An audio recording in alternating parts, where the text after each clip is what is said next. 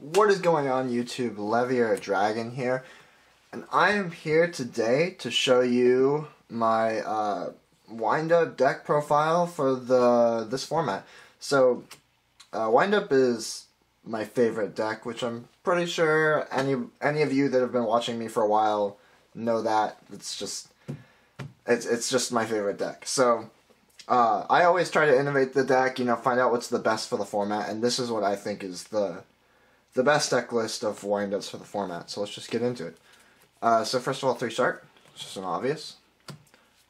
3 Wind-Up Rabbit, pretty standard too. 3 Rats, also obvious. 1 Magician, because we only have one. Sadly, Konami has not shown wind-ups any love, so we don't get 2 Magician. Warrior for plays with Invoker. Kitten, because I think it's really strong right now. Bounce Virgil, Bounce Dante, Bounce Shaddoll Fusions. It's a great card. And then I am running artifacts in this build, so 3 Artifact Morale Tech. I'm running Ignition, so 2 Artifact Beagle Tech. And then I'm running 2 Cardis, because in a deck with artifacts, you don't really have to establish board control early, because you can disrupt your opponent if you have artifact plays. So this is nice to just abuse mostly the first turn of a game, and digging in windups is always amazing. It's really important to get to Factory as soon as you can, which is leading me to my first spell card, Triple Factory. Pretty obvious. Amazing card. Triple Artifact Ignition. Like I said earlier, I'm running Ignition. I think it's amazing right now. Really strong against Clifforts, and then it's an MSD and that pluses you. Like, a lot more because you want 2 Blood of Dualities, get to Factory better. Yeah, just amazing card. 1 Soul Charge for power plays. 1 Pot of Dichotomy. I'm just running 1 because I feel like the card is counterproductive sometimes, but I think it's really important to be able to recycle resources in the current format. That's it for my spell cards. For trap cards, I'm running 3 Artifact Sanctum. Obviously, the strongest card for the Artifact Engine. 2 Vanity's Emptiness, just an amazing card in the format right now. I'm only running 2 because I don't like to clog with the card, but 3 is also fine.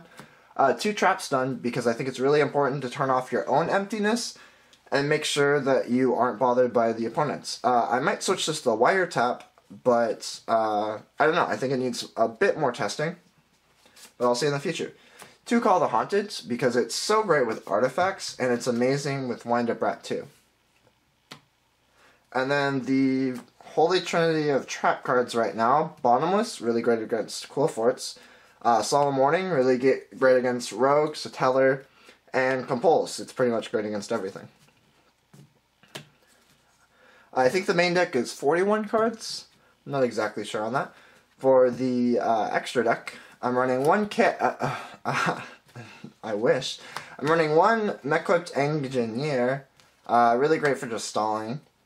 1 Levier Dragon for power pushes. The strongest rank 3 that has an Acid Golem. Invoker for really big power plays. There's often times where you can make OTK plays with this, which is really nice. That's what I find is the strongest thing about this deck with the artifacts, is the ability to just pressure your opponent for game without them seeing it coming. I've just stolen games off people not realizing that I was able to push for a game the next turn, and then able to. 1 Wind-Up Mains. It's a wind-up, so you can drop Shark on it, and you can also trigger Magician effect, but besides that, it deals with problems. Then I'm running Abyss Dweller. Really good against Burning Abyss, things like that. And it also becomes 22 in this deck if you overlay it with Shark, which is really great. Cast Out, just amazing. I'm running Honor Arc because, I don't know, I think it's still a strong card. Obviously Cast Out is better, but, if they're going to do the same thing, you just make Honor Arc because it's 100 more attack and it can protect itself. Diamond Dire, because it's a really great combo with a rabbit. Durendal, because it's such a great rank 5. If you have an artifact set, then they're forced to MST it, and it's basically Solemn Judgment. Tyros, I've always just loved this card. It's so incredibly powerful. Volcasaurus, this is how you usually make your game pushes. This card is just ridiculous. And then, obviously, the Gaia Dragon, because you want to be able to overlay on top of the Volcasaurus after you kill something. And then I'm actually, unfortunately, missing 3 extra deck monsters. I'm missing Zenmaio, the rank 5 that pops 2 set cards, Alucard, the rank 3 that pops 1 set card, and Pleiades, the rank 5 that bounces things that you can overlay with 2 artifacts. Alright, and then for side deck, obviously it still needs testing because new challenger just came out, but this is what I have going for me so far. 2 Max Cs. I think it's much stronger now. 2 MSTs. It's really good against Cloforts and any back row deck. 2 anti-spell fragrances. This just completely shuts down Cloforts if they can't deal with it. 2 Fiendish Chains, because the deck has such a big MST rod in the form of Wind-Up Factory. So I think Fiendish Chain for this deck is much better than Breakthrough, and you don't mill either. So Fiendish Chain against effect decks.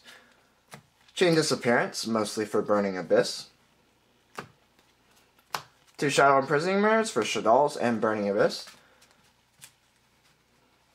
1 Fairy Wind. Unfortunately, I only have 1. Otherwise, I would be running probably 2, but this card is amazing against an already established Pendulums against Cloforts, and it also kills their skill drain.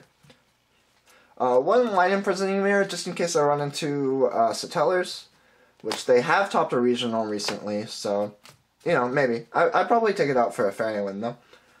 Dimensional Prison. I was actually wondering if I should run this or Effect Failure, but I decided to run this because I actually don't have too many defensive traps in the main deck, so I thought I wanted just 1 more trap card to stop attacks for any deck that is capable of pressuring me a lot early game, and this deck really likes to grind it out to the mid to late game.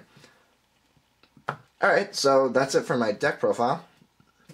Unfortunately, I'm mostly running Shaddolls right now. I definitely take this deck to locals sometimes, and I usually top with it, because I actually think it's a pretty powerful deck, but unfortunately I think Shaddolls is just a little bit better, so I am running Shaddolls right now, Artifact Shaddolls. But yeah, I think this deck is really worth trying if you love windups like I do. And yeah, that's just my take on the deck for the new Challenger format. I thought this deck was amazing during Hat format, but unfortunately I wasn't able to play it then. So I never really got to test it, but I think it was really strong. I think it's really strong now because it's just able to make such big power plays in the form of Volcasaurus to just, you know, wipe out your opponent without them really understanding what just hit them. You know, if you have an Artifact Morale Tech and Beagle Tech left over, and you have a wind-up play in your hand, you can usually game them. So yeah, I think this this deck is just really, really fun, and I think it is fairly competitive. But, alright, that's it for this video, guys. If you want to check out my other stuff, there will be an annotation to my previous video at the end of this video. And make sure to, you know, comment and tell me what you think, like this video, and subscribe if you like my content. Thanks for watching, guys. Peace.